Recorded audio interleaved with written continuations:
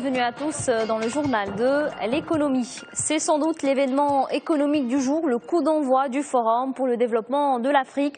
On vous en parlait il y a quelques semaines, la Commission économique des Nations Unies pour l'Afrique a déplacé son forum au Maroc, une première.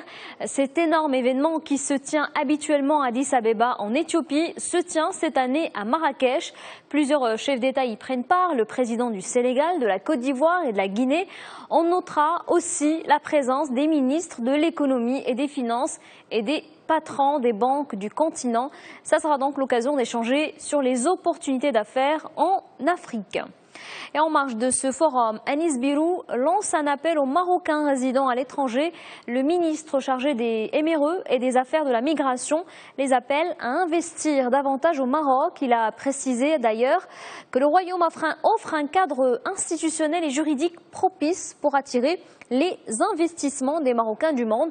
Ces derniers atteignent les 5 millions et se concentrent essentiellement dans l'Union européenne avec plus de 85%. Le gouvernement a pris une série de mesures. Elle vise à faciliter les investissements à travers la création d'un fonds qui permet aux MRE souhaitant créer un projet d'investissement ou étendre un projet existant de bénéficier d'une subvention qui s'élève à 10% du coût du projet.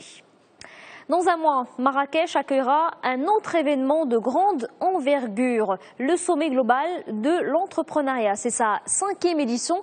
Plusieurs représentants de chefs d'État y prendront part. On notera aussi la présence de nombreux entrepreneurs. L'événement se déroulera sous forme de séances plénières et de tables rondes. Le sommet se penchera cette année sur l'innovation.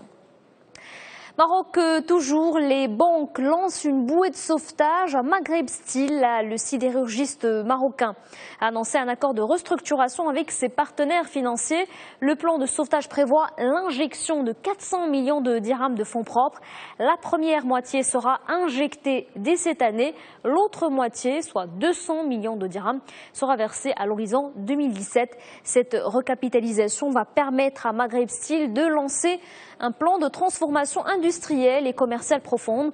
Un sauvetage qui arrive à temps, à point nommé, puisque le groupe croule sous une dette record. Elle a atteint 5,6 milliards de dirhams au premier semestre. Le groupe a enregistré une perte équivalente à 20% de son chiffre d'affaires. On enchaîne avec cette information qui circulait depuis une semaine. Orange renforcerait sa présence dans le tour de table de Meditel.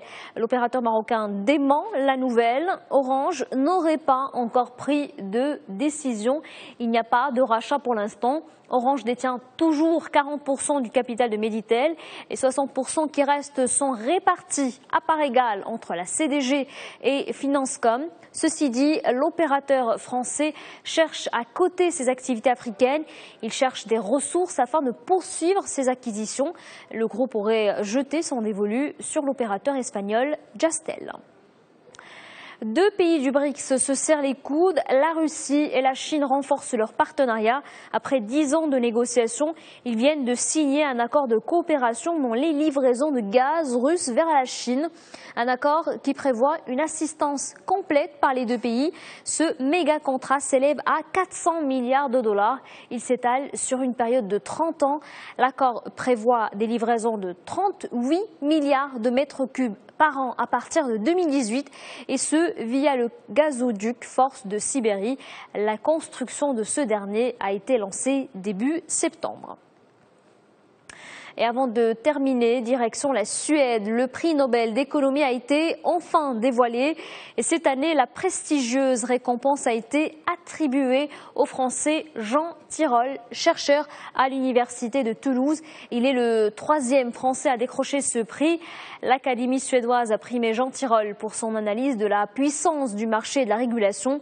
Le Français a mené de nombreuses recherches autour de l'économie industrielle, du système bancaire et de l'économie internationale. Sa grande innovation a été d'introduire la théorie des jeux et la théorie de l'information dans l'économie industrielle. Voilà pour l'actualité économique. Très bonne journée à tous sur notre antenne.